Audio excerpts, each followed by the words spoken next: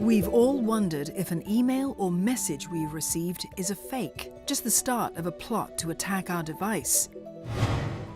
This email looks like it was sent by our producer, but it was actually faked using an email spoofer. The link on the mail redirects the receiver to a fake website, where you might be asked to key in private details. Cybersecurity firm Akamai says there is one thing you can do.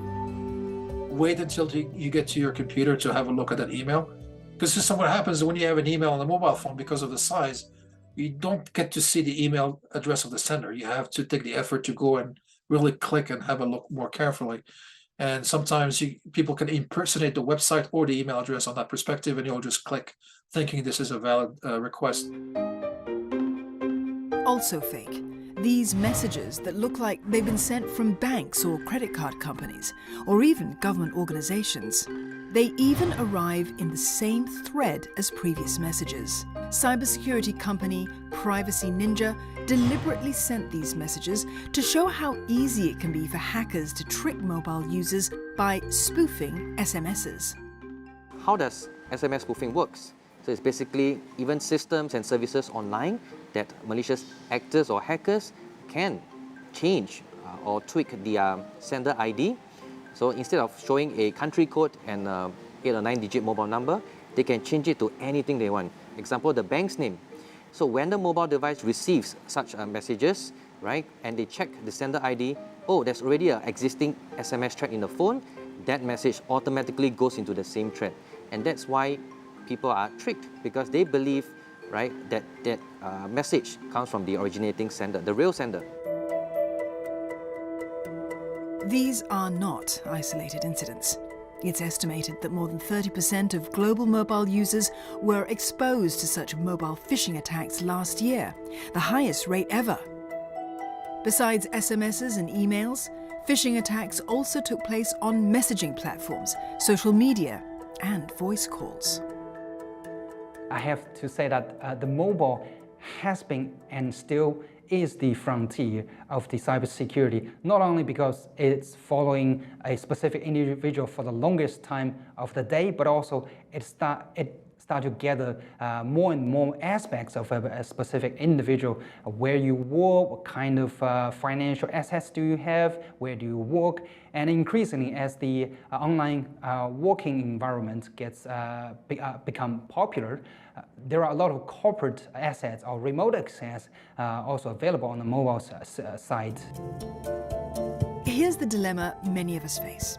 We use our mobiles more and more for both work and personal purposes, but we aren't careful enough in the way we use our mobiles.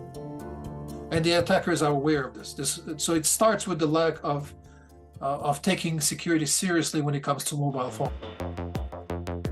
According to Akamai, there's been a 40% jump in mobile attacks since the start of the pandemic. The financial losses from mobile phishing attacks soared nearly 80% in 2022 from the year before. Hybrid working has made mobile phones more lucrative targets for hackers.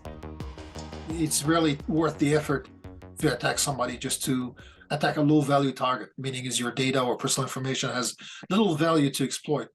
But now, as mobile devices are used as a means to work and to communicate with the corporate environment, then you could use that mobile device to infiltrate a secure corporate environment and use that as a platform of attack to, like, ransomware or data breaches, because then the data is far more valuable than the personal user on the mobile phone.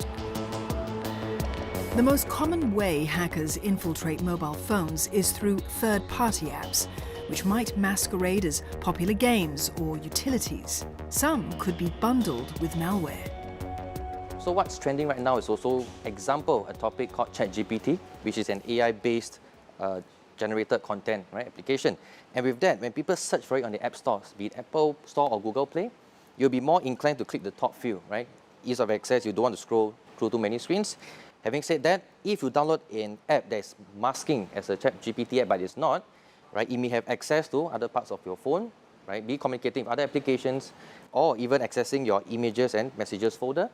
and be directing you to where it wants you to as you use the app. It's also better to think twice about using public Wi-Fi when working remotely. Public Wi-Fi, I would say, is a very big no-no.